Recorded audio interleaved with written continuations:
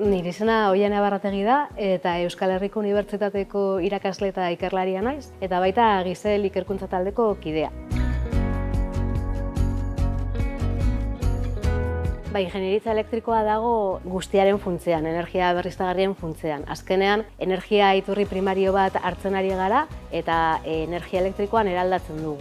Hortarako behar dugun makineria guztia, sorgailuak, transformadoreak, motoreak, linea elektrikoak, babesak eta sistemaren kudeaketa guztia ingenieritza elektrikoaren eremuan sartzen da.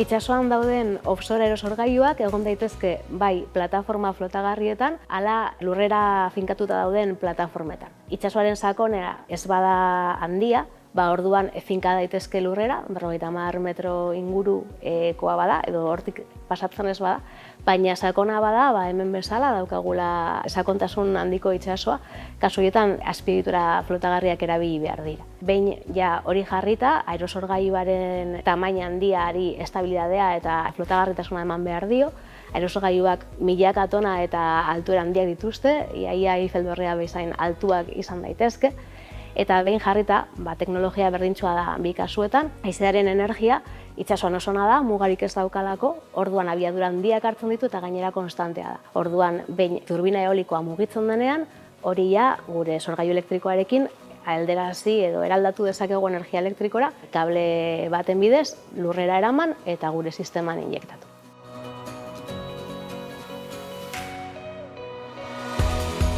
Gaur egun, offshore haize parkeak asko garatzen ari dira, azkenengo urteetan oso garapen handi eduki dute eta asko hasten ari da energia teknologia hau. Orduan, egun 78 gigabat inguruko potentzia instalatua daukagu eta 2029ra begira, espero da 185 gigabatetara helduko dela instalatutako potentzia. Beraz, benetan oso aro emozionantea da, teknologia berri bat nola garatzen den ikusteko, gure begien aurrean nola garatzen den sektorea eta nola hasten den.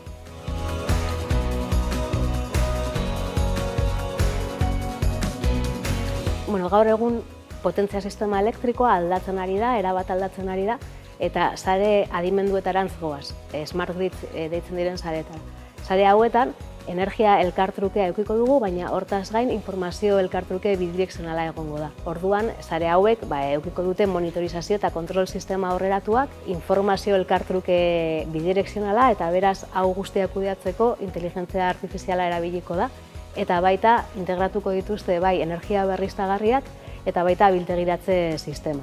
Orduan, azkenean edukiko duguna sare askoz eraginkorrago bat izango da.